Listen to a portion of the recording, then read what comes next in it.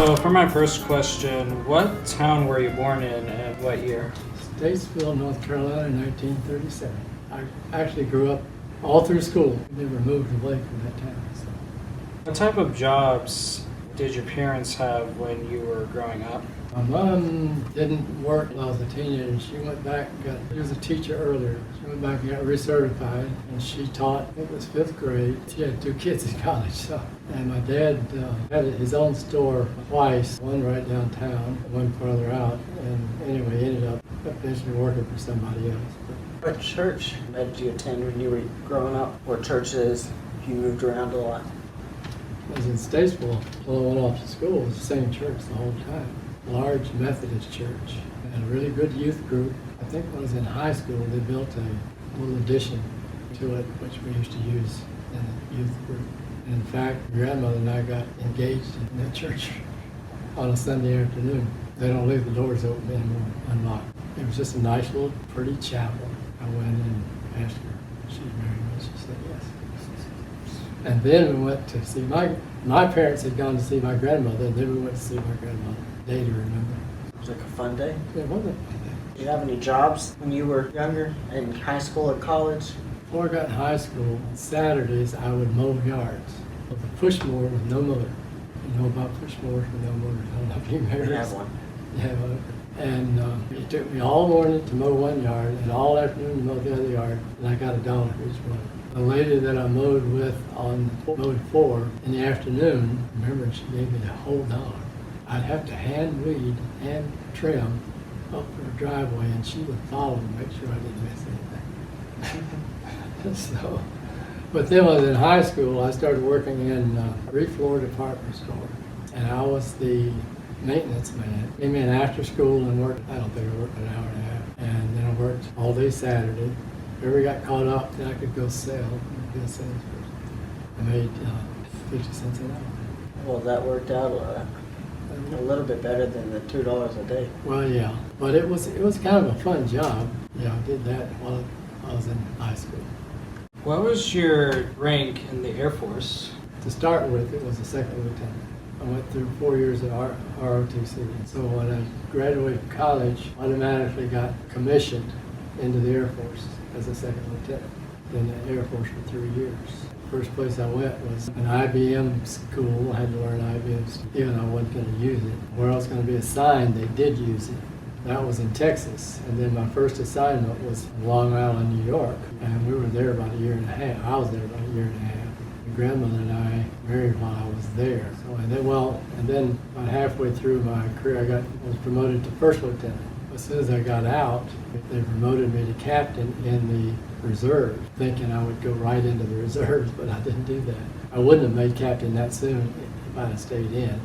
So it was a good thing. A year and a half into there, I started closing that base, so they moved our whole unit to Georgia, to a SAC base. Was there until I got out. Basically had a desk job. But I got to go out and inspect units all over the country, just by myself. Occasionally, top brass would fly out, and I get to fly out with them, inspect units way out west and stuff. Tried to get me to stay in about a month or so before I got out. I'm gonna get out and not have a job. I gotta have a job. So I started sending out resumes. And one of them was to Libby's Ford in Ohio. Flew up there and on a red-eye flight and had a 8 o'clock meeting. And they offered me a job. And I called my grandmother. And she said, yeah, that's fine. But when our first child starts to school or kindergarten, I want to be back in North Carolina. I said, nah, no problem. Give me plenty of time to find a job.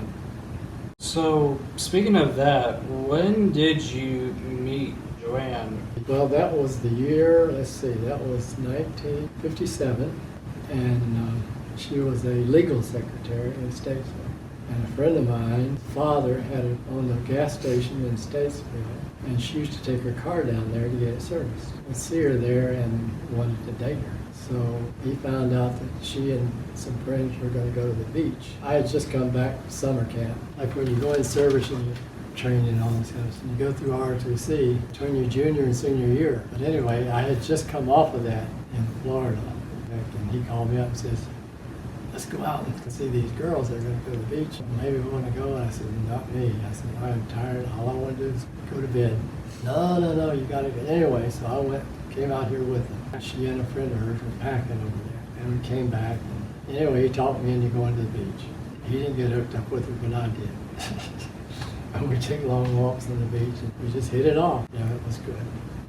Speaking of that, for my next question, why did your family move to Ohio after when you retired from the Air Force? I mentioned that because that's where my job was. I left the Air Force and went to my job, which was in Ohio. And instead of leaving, after a year or two, I stayed there almost 40. Well, the thing I didn't tell you about, it's kind of fun stuff. I was in my summer camp for the airport. We got to do a bunch of cool stuff. We got to fly in a two-place jet and do all kinds of acrobatics and stuff. And the thing that amazed me, do you know what a barrel roll is? Where a plane just keeps going like this. Just flying straight, but it's going around and around and around.